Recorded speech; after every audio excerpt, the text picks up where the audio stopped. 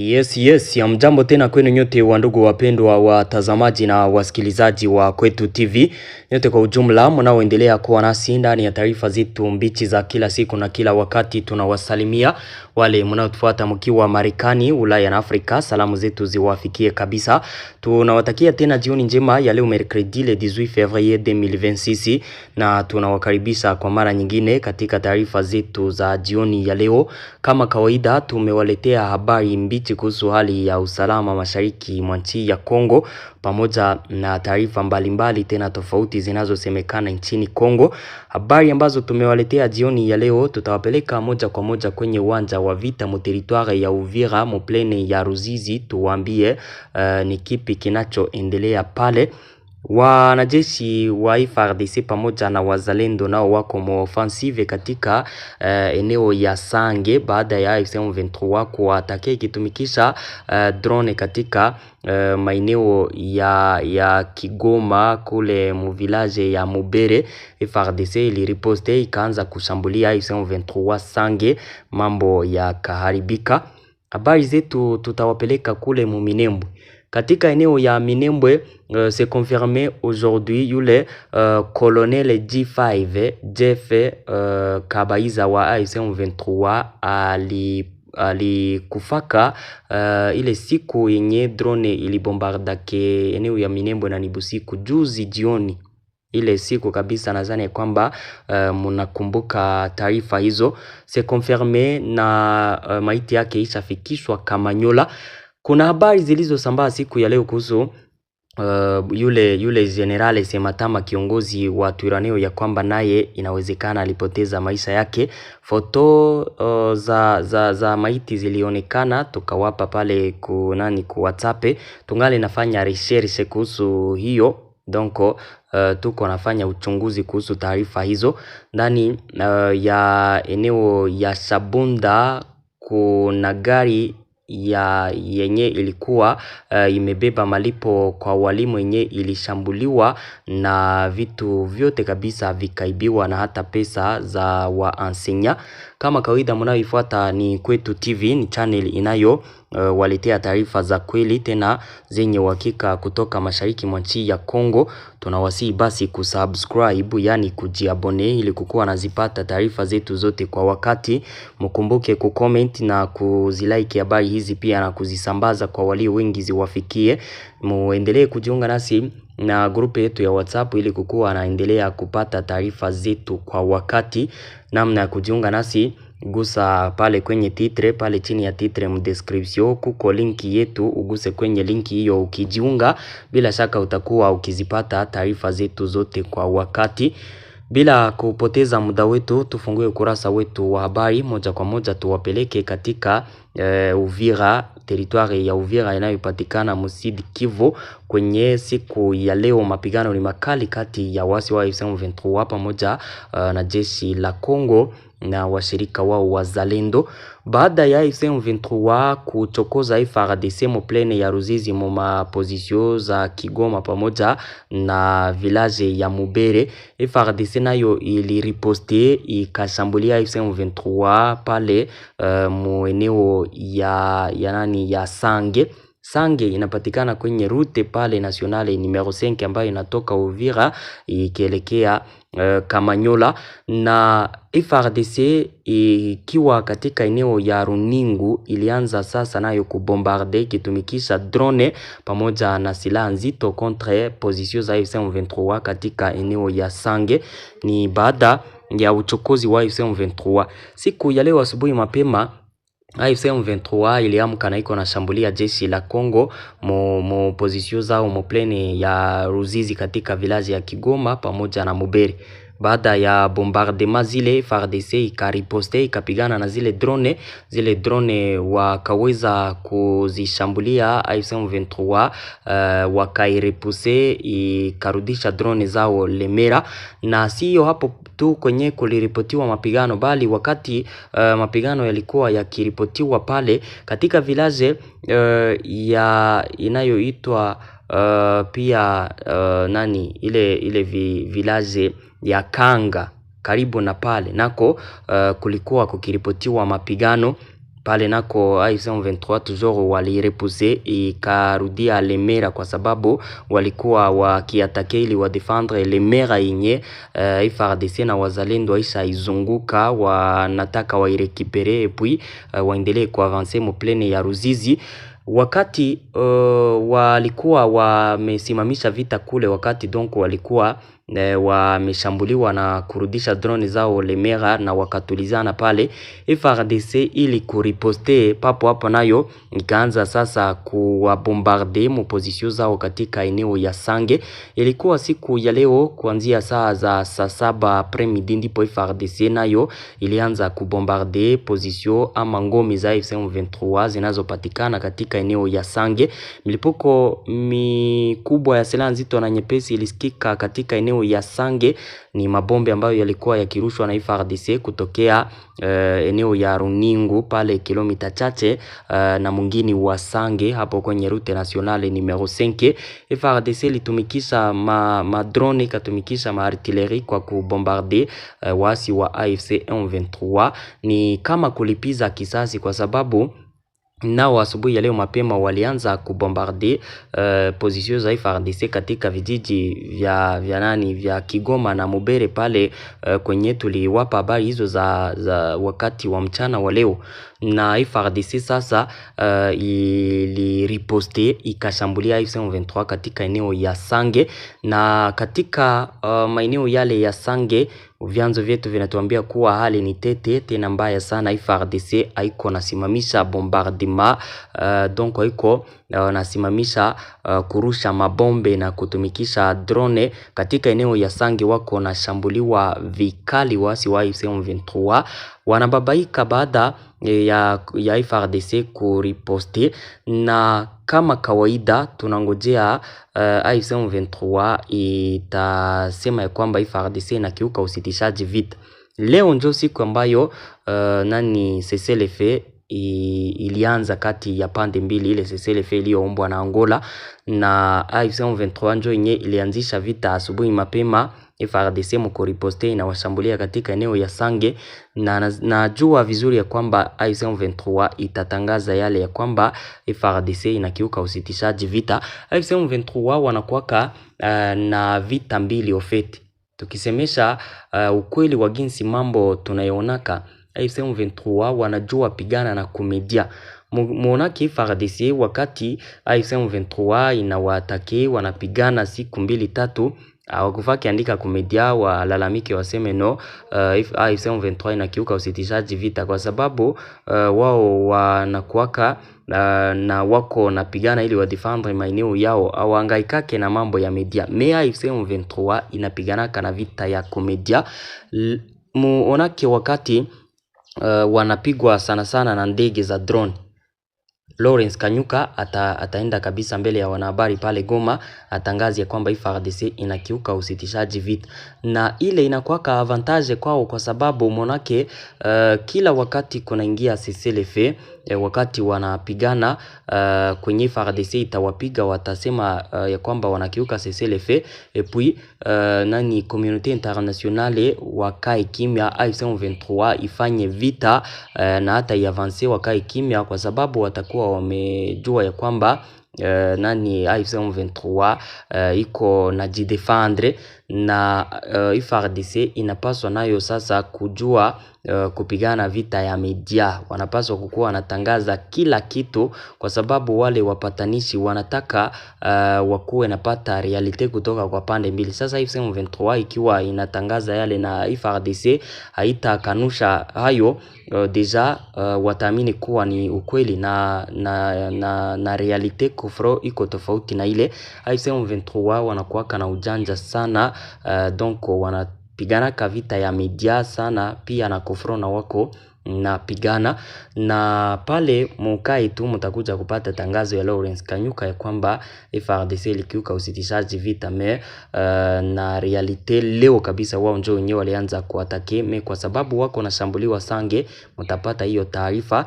Na FARDC iko na pigana nao kwa sababu FARDC haiwezi ikakaa leo hii ikisema kwamba inangojea kuingilia kati kwa wale wapatanishi.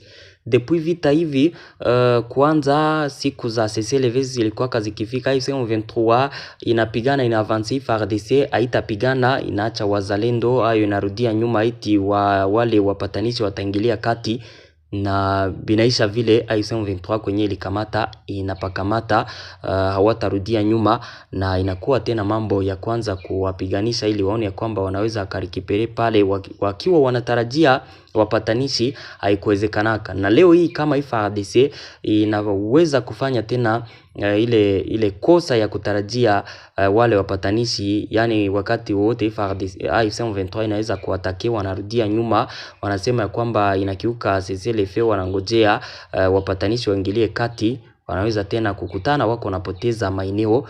FARDC aujourd'hui kiukweli kabisa hawawezi tena kufanya kosa ile. M23 yatakiwa nao waatake, wapigane. Donc kama ni vita ishaka anza zamani, sasa wakati wanapenda vita ifo FARDC wanapigana, ikuwe musiku za CCLF, ikuwe musiku za kawaida, FARDC wanapaswa kupigana, kwa sababu wao njo wenye wanapenda wa defendre kwanza maeneo yao, na kitu kingine wanapenda pia warekipere maeneo yaliyoangukaka mumikono ya wasi wa M23. Ndio maana FARDC kuikala na kuendelea kutarajia wale wapatanishi iko kosa kwao kabisa. Donc il faut kupigana, kwa sababu katika vita hivi donc FARDC wao ndio wenye wako na kazi kubwa. M23 walishakafanikiwa wakaavance, wanakontrole maeneo mengi. Sasa wao kusema CCLF wasipigane hawahangaiki, kwa sababu eneo wanazo zikontrole, wako ndani, hawatatoka ndani. Ikuwe vita wakati wote hawajarudishwa nyuma, donc ingali victoire kwao. Mnasikia kuwa jeshi la Kongo na wazalendo wao ndio wenyewe wako na kazi kubwa ya kurekipere zile eneo. Sasa ikiwa kona ingia CCLF na M23 na waatake tena wanafanya makosa ya kurudia nyuma, iti wapatanishi wataingilia kati, watajikuta tena wako wanapoteza zingine eneo metu. Tunajua ya kwamba leo hizi kabisa FARDC hawawezi tena fanya ile kosa. Waishaka pata kabisa waishaka pata somo, waishaka pata nitasema vipi, donc waishaka una perte kupitia ile, na hawawezi wakafanya hiyo leo. M23 iwapige ama iwashambulie, nao waishambulie hata kama iwe CCLF. Mambo ya kuendelea kutarajia wale wapatanishi iko distraction. Tunaendelea na taarifa zetu ndani ya Minembwe. Juzi leo tuko mercredi, dimanche busiku kulikuwa ka bombardement pale Minembwe. Habari zikatufikia kwamba yule kolonele G5 ama Jeff Kabaiza wa M23 alisha kufa, kwa sababu yeye ndio mwenye alikuwa amefika na renfort za M23 pale Minembwe centre, na defense yenyewe walikuwa wamefika ndani, ilikuwa ka bombarde yote ikalunguzwa. Tukamwambia kwamba hizo habari zinatofikia na vyanzo vyetu pale hawajapata uhakika wajue kama alikufa kabisa kimakweli. Na baada ya siku 3, leo tuko mercredi, c'est confirmé yule kolonele Jeff Kabaiza wa M23 mwenye alikuwa akiongoza wanajeshi wale alikufaka ile siku, kwa sababu juzi lendi njo wanajeshi plutôt jana mardi njo kulionekanaka wanajeshi wengine wapya katika eneo ya Minembwe centre, et puis wakaondoka pale na ni wengi, na wakibeba kabisa vitu ambavyo walikuwa wameficha. Na depuis kushambuliwa pale yule koloneli alikuwa kana hajaonekana, na taarifa sasa kamili tunazo kutoka kwa ndani, yule koloneli aishafikishwa Kamanyola, maiti yake ishafikishwa Kamanyola. Donc wale wanajeshi walifikaka Minembwe jana na wamekuja kukamata ile maiti na wanaibeba Kamanyola. Leo njo walifika Kamanyola na wanaandaa sasa kufanya mazishi yake. Ndugu zangu, vraiment katika Minembwe ya AFC M23 Twirwaneho wako napigwa sana depuis offensive ya FARDC na wazalendo kuanzia point 0 wakairekipere na kuavance. AFC M23 ina bahati pamoja na Twirwaneho wanashambuliwa mchana na usiku na madrone madefense wakazilunguza, waishaka kimbia hata na madefense zao waishaka zikimbia. Donc FARDC inatumikishaka drone ikibombarde mukila kwezenye wako najificha ndani. Hawana bahati kabisa Twirwaneho na AFC M23 katika eneo ya Minembwe, na ile iko matokeo ya vita. Mukisha sikia kuna vita mjue ya kwamba matokeo kabisa ni kifo. Na ni kwa pande mbili, msikuwe nadhani ya kwamba wakati vita vinaendelea ni parti moja ambayo itapoteza wanajeshi. Hapana, na parti ingine itapoteza wanajeshi kwa sababu wote ni silaha zenye wako nazo. Kizuri ni kuavance kwa sababu ushindi njoo wenye unahitajika. Yule Colonel G5 Jeff Kabaiza wa AFC M23 alikufa kabisa, se confirme. Tunaendelea na habari zetu tukiwa kule Minembwe. Habari zilitufikia nasi ya kwamba yule General Sematama kiongozi wa Twirwaneho inawezekana naye alikufa. Hizo habari zinasambaa zikiwa pamoja na image yake. Kiukweli jinsi inaonekana wanafanana. Acha niseme kwamba wanafanana kwa sababu hatujapata confirmation. Niseme kuwa ile maiti inafanana naye. Mulipata ile image mu group, mukapata ile image kusheni. Vraiment na nyie kabisa muliona jinsi iko kama yeye. Tuliwapa image mbili ya Sematama na iko hai ku image ya kawaida, na ile maiti yenye walitupatia ya kwamba ni Sematama kabisa. Wanafanana, inawezekana kuwa ni yeye. Hatuna tena habari, hatuna confirmation kuhusu habari hizo. Tunaendelea kufanya research kuhusu hayo. Wakati tutajua realite kama kawaida tutawajulisha, donc tutawaambia. Kwa sasa hata tuseme kwamba ziko habari zenye hazina confirmation, donc hazina uhakika tu, ni kuonesha zile image.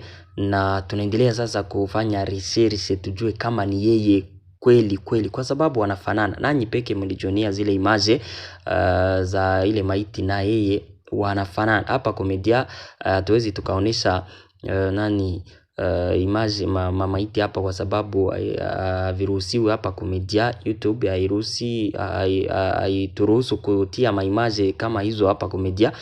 Kusene na kugrupe mulipata ile image kabisa anafanana naye.